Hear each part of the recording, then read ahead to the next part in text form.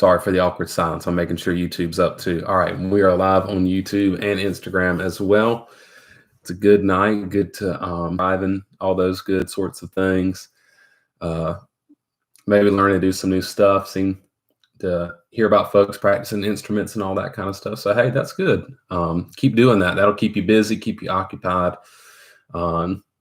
I'm trying to get myself a little bit of exercise. In fact, that's probably what I'm going to do after this is go out and work out a little bit because it's good for your mind. It's good for your emotions to stay active. You know, if you just sit on the couch and watch Netflix all day, that is a recipe. If you're isolated and all you can do is watch Netflix, that is a recipe for depression. Like, not a good idea. Just don't do that. You need to find something to do, something to keep you, kind of busy. So, get some exercise, pick up an instrument and learn to play, do something like that. That's what you got to do. So, but anyways, it's Holy Week. This week ends in Easter, obviously a big week where we remember the death and resurrection of Jesus. I hope that is important for obvious reasons to you. And there's so much good stuff that we could talk about during this week. We could talk about all year long, don't get me wrong, but there's so much good stuff that just seems especially appropriate just for this week. Because if you go through and you read the Gospels, Matthew, Mark, Luke, and John, then what you see is that in all of the stories, all this stuff happens, but right in that last week of Jesus's life, the story just slows down. And they tell it in all these details. And because the last week of Jesus' life, there's just so much that happens. I mean, that is the focal point of everything. It's really, really, like I said, it's just so much good stuff that we could talk about.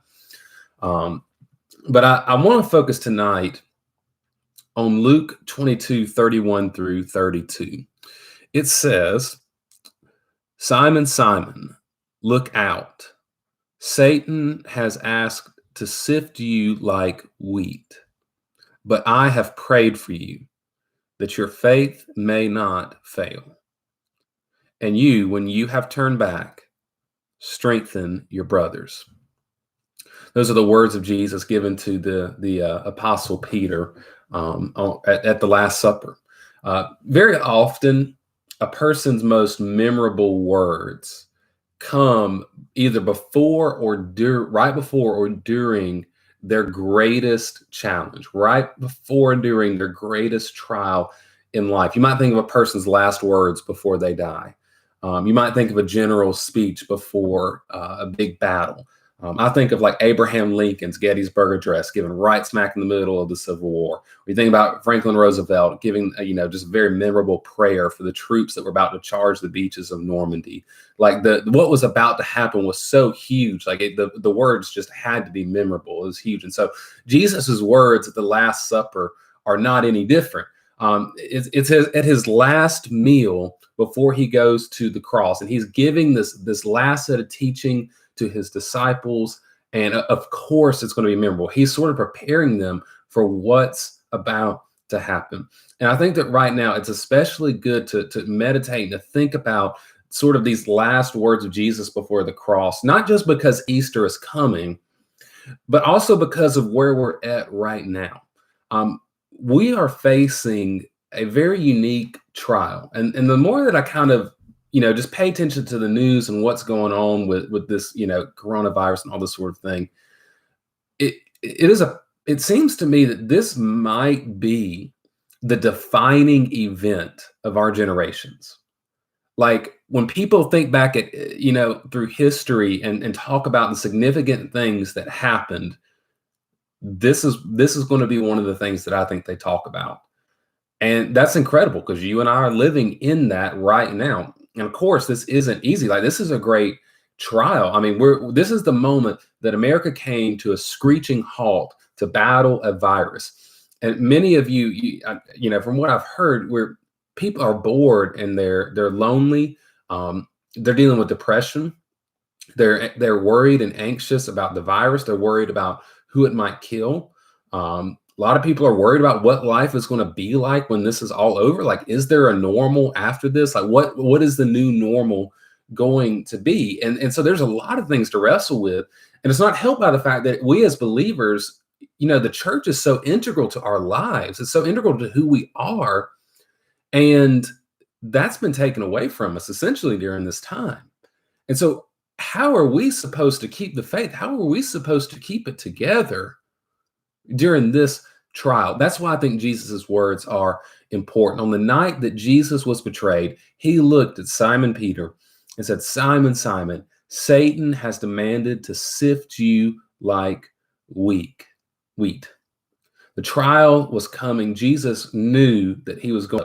This is more than a physical battle. This is a spiritual one. Satan had demanded to sift for you turn wheat into flour. That's how you make bread or any other kind of baked goods. Well, what you do is, wheat grows up from the ground and it has a little husk on the grain. You can't eat the husk, you eat the grain. To get those to separate, the husk is light, but the grain is heavy. And so you can blow some wind over it and the husk will blow away, but the grain will stick around. So you have to separate those two so that you can blow the husk out. So what you do is you basically put it in a bowl and you shake it really violently. You shake it and you toss it and do all those sorts of things, and gradually the husk just separates out. Satan is asking, he is demanding to sift the disciples, and that is a plural use. So we could actually translate it y'all. He says, "Simon, Simon, Satan has demanded to sift y'all like wheat." He wants to shake them. He wants to rout them. He wants them to shake the disciples' world to the core. Satan wants to do the same thing with Jesus's disciples today. That's you and me. And so with the trials going on, this is more than just a physical battle. There is always spiritual warfare going on around us. But what Jesus tells Peter in this moment is the same thing that we can cling to. He says, "I have prayed for you." Now, we may not think much of prayer. We may think, well, why don't you do something for us instead of just praying? Because we tend to subconsciously think that prayer is not effective. But the only thing that's keeping us here right now is the prayers of Jesus. Jesus at every moment sits at God's right hand, representing us to God, interceding for us. And that's the only reason that we survive. That's the only reason that we're here. That's the only reason that we have faith in the first place, because Jesus is on our side. And Jesus has gone to God for us. That's why we have hope. And so when we go through the trial, the way that we survive is we remember the grace of God in Jesus, that Jesus freely has gone to the Father on our behalf and is praying for us now in the middle of the trial. And so remember I want you to notice this as well. Peter doesn't pass the test. He doesn't pass the trial. Peter fails. Peter denies Jesus. I mean, we all know that story. Peter denies Jesus 3 times. And Jesus knows this. And Jesus implies that Peter is about to fail. But that doesn't stop Jesus from praying for Peter anyways, because he knows that by his grace, Peter will turn around. Peter will be brought back, and he will lead the church. So I want you to know this, students. There's going to be some trials where you falter and you sin. There's going to be some trials where you fail, where you come up short. But when you fail, remember his grace, because his grace does not give up on you when you fail, but it is there always for you, even if you fail, and it will pull you out of your failure and restore you, just like Jesus did for Peter. And more than that, when you've turned back to Jesus, still remember his grace, because Jesus told Simon Peter, he says, when you've turned back, strengthen your brother. So before any of this goes down, Jesus puts Peter in charge of building the other disciples back up after they've been crushed and after they've failed. Well, when you get restored by Jesus, when you've gone through a trial, or when you failed and Jesus has brought you through that and Jesus has restored you, remember that it is by grace that you are brought out the other side of that. And so when you see other people failing, when you see other people sinning, when you see other people having doubts, having a crisis of faith, remember the grace that God gave you and give that grace to somebody else. If you've been restored, become a restorer. Restore your brothers and your sisters when they fall, because it is by grace that you're even here in the first place. And so, to summarize everything, when you're in the trial, remember his grace. When you failed, remember his grace. And when you've been restored, still remember his grace. His goodness is freely given to you, no strings attached. He is eager and willing and ready to redeem you, to restore you, and to bring you through anything. So as this trial goes on, the way that the church will survive, even as we are split apart, is by his grace. It is because Jesus Christ, the God-man, it sits at the right hand of the Father and is present during this time. I hope that lifts you up and that encourages you a little bit.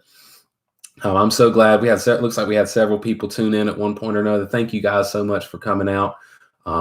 I do miss y'all. I'm looking forward to seeing y'all again. Hey, before I wrap this up, I want to tell y'all about something cool that's going to be happening soon. On Saturday, typically we would be having an Easter egg hunt for the children of the church, obviously because of the social distance. But there is something for you attached to this. Basically, what the kids are going to do is they're going to drive through and they're going to look for Easter eggs out their window, and then we'll give them Easter eggs at the end of the drive-through. For you guys, we actually have little goodie bags for students. It just has some snacks and different things in it. We just wanted to say, hey, we love you, want to give you something, let you know that we are thinking of you, that we do care about you. And so if you come to the drive-through Easter egg hunt on Saturday, that starts at 3:00, by the way, we have something for you. Unfortunately, we can't have you get out. We can't really hang out with you or do anything like that, but we can at least say, hey, and give you a little goodie bag. And so Saturday, hey, come on out and get you a little goodie bag. It's got some snacks and stuff in it. We all need some more quarantine snacks because those didn't last like we said we were going to. So what I just talked about was on Saturday. On Sunday at 10:30, we'll have drive-in church, which means that if you've ever been to a drive-in movie, I should say, it's like that. So you'll drive up to the church, you'll stay in your car, you'll turn to a particular radio station, and we'll be outside. Pastor's going to preach. We'll have some people sing and lead worship. You'll be able to hear all that through your radio. So everybody's going to stay in their cars. So this is legal, this is safe, all that good stuff. But you'll be able to actually be on property with us for church. I think it'd just be good, even if we can't really fellowship like we want and everything right now. But if you'll bring bread and juice, we'll all bless it together. We'll all take it together. It's God's family at God's table. That's how we'll do that. So remind your folks about that. That'll be at 10:30 on Sunday. I certainly look forward to seeing y'all there. I think it's going to be awesome. And also, hey, thanks for tuning in tonight. It's good to see y'all.